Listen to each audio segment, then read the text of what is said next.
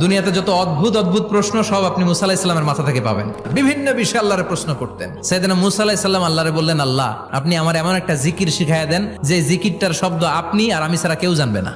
দিনে রাতে সব সময় এই জিকির আমি করব, আপনারে ডাকবো, কিন্তু শর্ত হলো এই জিকিরটা জানবে শুধু আপনি আর জানবো শুধু আমি।